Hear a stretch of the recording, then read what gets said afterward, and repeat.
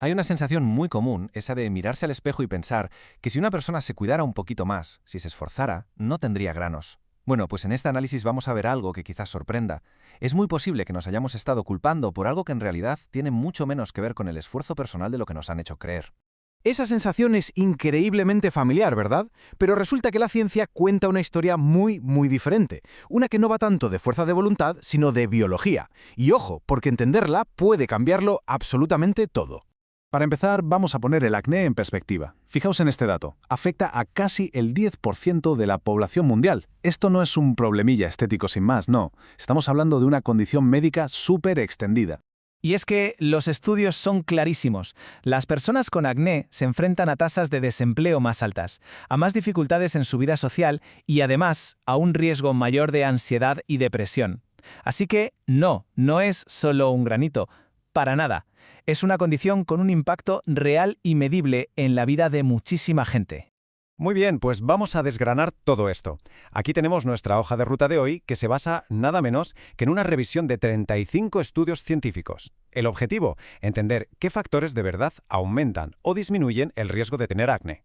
Y vamos con la primera respuesta, que para mucha gente es una auténtica revelación. Resulta que el factor más influyente de todos no es algo que se hace o se deja de hacer, es algo que se hereda.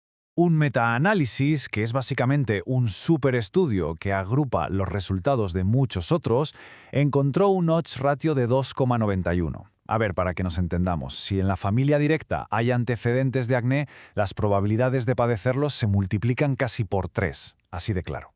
Y esto es crucial. Saberlo no significa que no se pueda hacer nada, al contrario, significa que hay que entender cuál es el punto de partida de cada persona y, sobre todo, dejar de una vez por todas de culparse por la genética. Vale, pasemos a ver cómo esta predisposición genética se conecta con otros factores internos del cuerpo. Porque la genética, digamos que prepara el terreno, pero luego hay otros elementos que actúan como detonantes. La edad, claro, es clave. Y la pubertad es el gran interruptor.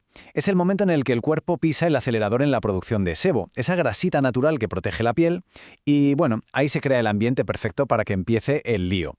Y aquí llega otro factor del que no se habla tanto, el peso. Los mismos análisis científicos revelaron que las personas con sobrepeso u obesidad tienen 2,36 veces más probabilidades de tener acné. Otro dato potentísimo. Y la conexión es puramente biológica. Un índice de masa corporal más alto suele elevar los niveles de insulina y también de andrógenos, que son las hormonas masculinas. ¿Y qué pasa? Pues que eso dispara la producción de sebo. Es un mecanismo interno, no tiene nada que ver con falta de cuidado.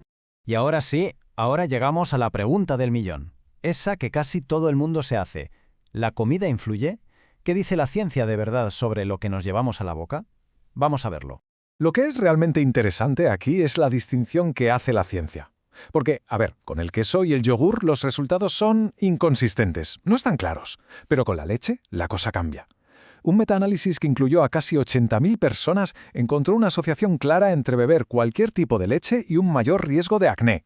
Y ojo, porque hay un derivado lácteo que destaca por encima de los demás, la proteína de suero, la famosa whey protein.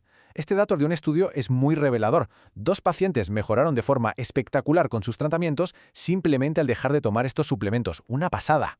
Con el chocolate, la evidencia también apunta en una dirección bastante clara. Varios estudios lo asocian con más acné. Y para descartar que la culpa fuera de la leche, que llevan muchas tabletas, un estudio muy ingenioso usó chocolate negro al 99%. ¿El resultado? El acné de los participantes empeoró igualmente. Parece que el posible culpable es un componente de la manteca de cacao.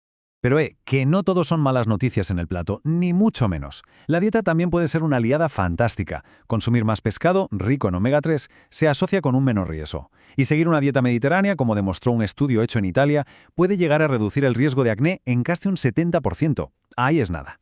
Bien, ya hemos visto los 3 grandes pilares, herencia, peso y dieta. Pero es que la ciencia ha identificado otros factores que conectan con el acné de formas que quizá no son las que uno esperaría. Primero, no es un mito. El estrés mental mantenido en el tiempo empeora el acné. Segundo, la falta de sueño, tampoco es un cuento. Dormir mal desregula las hormonas y la inflamación del cuerpo. Y por último, el factor más curioso y complejo de todos, el tabaco. Y aquí nos encontramos con una auténtica paradoja científica. Es que es alucinante. Mientras que algunos estudios dicen que fumar es un factor de riesgo, otros, de forma súper sorprendente, han visto que podría tener un efecto protector contra ciertos tipos de acné inflamatorio, sobre todo en mujeres. A ver, el punto crucial aquí es entender esto en su contexto. La nicotina puede tener efectos antiinflamatorios puntuales, y eso podría explicar este hallazgo. Pero que nadie se confunda, ¿eh? Fumar es terrible para la piel y para la salud en general por muchísimas otras vías. Esto es solo una observación científica que demuestra lo increíblemente complejo que es el acné. Después de ver todos estos datos, ¿cuál es la conclusión? ¿Con qué nos quedamos? Pues la respuesta no está en una lista de prohibiciones, sino en el conocimiento y en la capacidad de autoobservación. Si hay que quedarse con un solo mensaje de todo este análisis, que sea este. Padecer acné no significa que una persona no se esfuerce lo suficiente. Punto. Es una condición médica con muchísimos factores, donde la genética juega un papel protagonista desde el minuto 1. Por lo tanto, este análisis no es un manual de instrucciones. Hay que verlo más bien como un kit de herramientas. La primera, y la más importante, es entender que no se parte de cero, lo que nos libera de la culpa. Y a partir de ahí, se pueden usar las demás para observar cómo el propio cuerpo reacciona a los factores que sí se pueden modular: la alimentación, el descanso, la gestión del estrés. Con toda esta información sobre la mesa, la pregunta final es más para una reflexión personal. Entender todas las piezas de este puzzle nos da el poder de empezar a leer mejor ese mapa único que es la piel de cada persona.